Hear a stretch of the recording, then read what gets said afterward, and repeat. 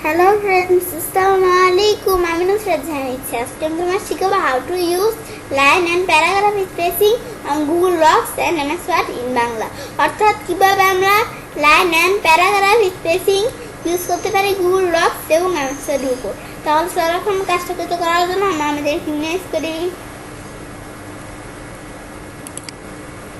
বেশ আমরা ইমেজ করার পর আমরা আমাদের Google Chrome ওপেন করি। বেশ গুগল ক্রোম ওপেন করার পর আমরা আমাদের যে জিমেল অ্যাকাউন্টটা কাজটা করবো সেই জিমেল অ্যাকাউন্টটা সাইন ইন করে রাখতে হবে। তারপর আমরা কাজটা করতে পারবো। আমরা গুগল ডক্সে দুইভাবে ঢুকতে পারি।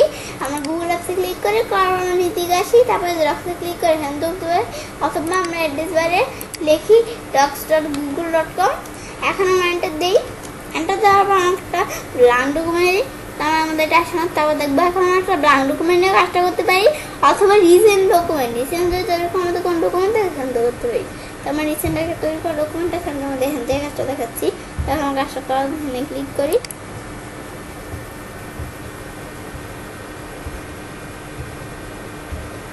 আমরা এখানে ক্লিক করলাম। ক্লিক করার পর এখন আমরা এখানে ক্লিক করলাম। করার পর এখন আমরা কাজটা করার জন্য এখানে বেশি লেখা এসে পড়ছে। এখন আমরা আমাদের এখান থেকে কতটুকু লেখা আমি ডিলিট করে দিই। আমরা শিফট চাপ দিয়ে পেজ ডাউন দিয়ে আমরা ডিলিট দিয়ে লেখা আমরা ডিলিট করলাম। এখন আমাদের কোনো লেখা নেই। তারপর এখন আমরা কাজটা করার জন্য কাজটা করার আগে আমাদের ফরম্যাটে যাই। যাওয়ার পর অ্যালাইন ইন্ডেন্টের উপর আমার চ্যানেলে একটা ভিডিও আছে কীভাবে আমরা গুগল ডক্স এবং MS ওয়ার্ডের উপর আমরা অ্যালাইন ইন্ডেন্টের বিষয়টা ইউজ করতে পারি। এই অপশনটার উপর আমার চ্যানেলে একটা ভিডিও দেওয়া আছে, আমরা করবো। তো আজকে বলছি লাইন অ্যান্ড প্যারাগ্রাফ স্পেসিং এর কাজটা দেখাবো। তো কাজটা করা আমরা এখান থেকে করতে পারি, অথবা আমরা আমাদের লেখাটাকে সিলেক্ট করে এরকম টুলবারও দেওয়া আছে এখান থেকে করতে পারি। তো এখন সিঙ্গেল দেওয়া আছে মানে আমরা আমাদের ডকুমেন্টসে যদি কোনো লেখা আমরা রাখি, তো তখন আমাদের মানে ডকুমেন্টসে আমরা যদি কোনো লেখা পেস্ট করি তখন যেরকম সিঙ্গেলভাবে লেখাগুলো আসে ওরকম আমাদের সিঙ্গেল দেওয়া আছে। আর আমরা যদি এখান থেকে কোনো কিছু দেখিয়ে দিই, আমরা 1.15 আমরা যদি 1.15 দিই, এতটুকু স্পেসিং হয়েছে আমাদের লাইনের ভিতরে, এতটুকু স্পেসিং হয়েছে। আর আমরা যদি 1.5 দিই, এতটুকু স্পেস হয়েছে আমাদের এই লাইনের মধ্যে। আমাদের আবার ডাবল দিলে আমাদের এক লাইন লেখা যাবে, এরকম স্পেসিং আছে। আবার আমরা এখান থেকে কাস্টম স্পেসিং কাস্টমারে সেট করে নিতে পারি। এখন আমার কাস্টমারে যে 2 দেওয়া আছে আমরা ধরো এখানে দিই, আমরা এখানে ধরো দিলাম 3।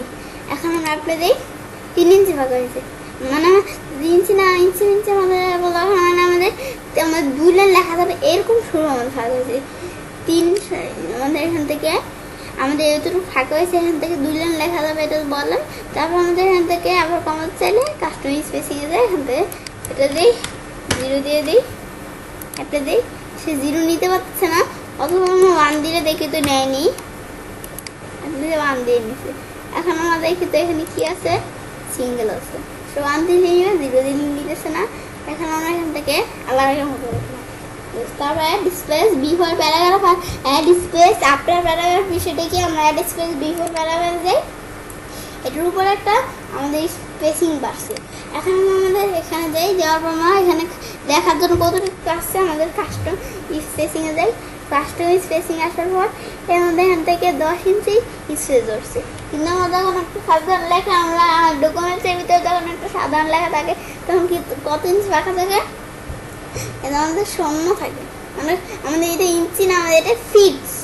আমাদের কত ফিট ফাঁকা থাকে, এই 10 ফিট আমাদের 0 থাকে। আমাদের ফিটস কোন ফিট থাকে না, আমাদের কত ফিট ফাঁকা থাকে, কোন ফিটস ফাঁকা থাকে না। তো এখন আমাদের এখান থেকে ক্লিয়ারলি আমাদের 10 ফিট ফাঁকা হয়ে গেছে। এখন আমাদের এখান থেকে 30 ফিট ওখানে এখানে 30 ফিট ফাঁকা হয়েছে বিফোরে। আবার আমরা সেমভাবে আফটারে আমরা এটা চলে আসে আমরা দিই আফটারে কত ফিট আমরা এখানে ক্লিক করি। সেম ভাবে আমরা আফটারে 30 ফিট 40 ফিটও দেই, ফিট 40 ফিট ফাঁকা হয়েছে আমাদের আফটারে, মানে নিচে যে লেখার নিচে 30 ফিট ফাঁকা হয়েছে, আমরা ওই দিকে নিতে পারি। ব্যাস, তো এবার আমরা গুগল ডক্স থেকে কাজটা দেখতে পারি, করতে পারি। দেখা আমাদের এখান থেকে আবার উঠে দিচ্ছিলাম আমরা দিকে আসি, আসার পর রিমুভ স্পেস বিফোর প্যারাগ্রাফ আবার আফটার প্যারাগ্রাফ রিমুভ দিলে রিমুভ হয়ে গেলো। এখন আমরা এবার গুগল ডক্স থেকে বসে কাজটা করতে পারি। এখানে তোমার দেখাবো কীভাবে আমরা মাইক্রোসফট থেকে কাজটা করতে পারি। তো করার জন্য আমরা লেখাটাকে কপি করি, কপি করার পর আমরা আমাদের মাইক্রোসফট ওপেন করি। বেশ ওইটা ওপেন হইতেছে, কথা কইতে কইতে আমাদের এটা এসে বসছে। ওইটা পুরো দিব, তারপর একটা ব্রাউন করে নিই।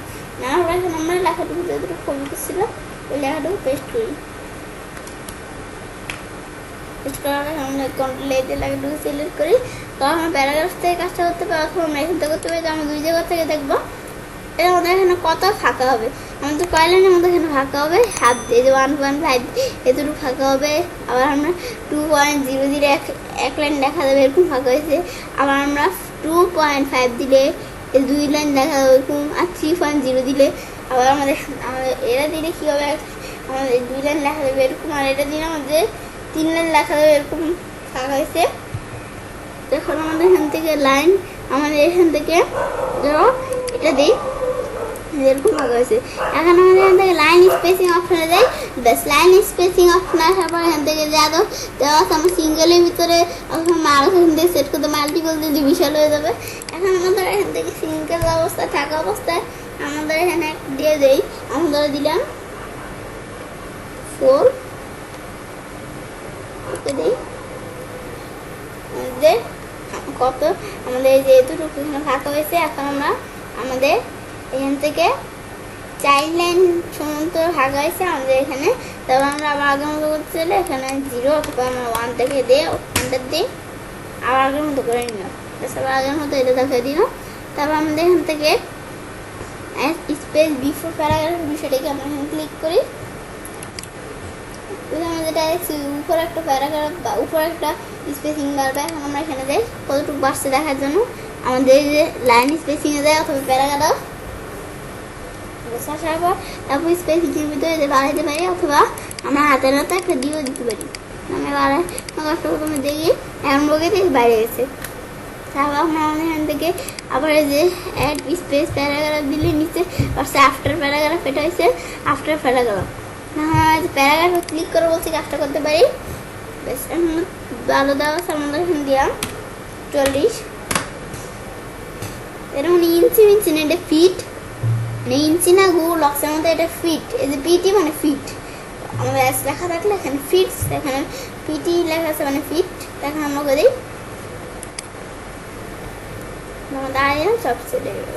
এই যে আমার 40 ফিট এরকম ফাঁকা হয়েছে, তাদের আমাদের সবাই এখানে সেট হয়ে গেল। আবার রিমুভ করতে চাইলে আমি এখানে ক্লিক করি রিমুভ, এখানে ক্লিক করে রিমুভ হয়ে গেল। নিজেটা রিমুভ হয়ে গেল। বেশ এবার আমরা দিলে মাইক্রোসফট থেকে কাজটা করতে পারি। তো এবার আমি চাইলে কাজটা করতে পারি। এবার আমি খুব সহজে line and paragraph spacing use করতে পারি গুগল ডক্স এবং এমএসওয়ার্ডের উপর। ফ্রেন্ডস, আমার আজকের ভিডিওটি যদি আমাদের ভালো লেগে থাকে আমার চ্যানেলটি সাবস্ক্রাইব, লাইক, কমেন্ট এবং সবার সাথে শেয়ার করুন।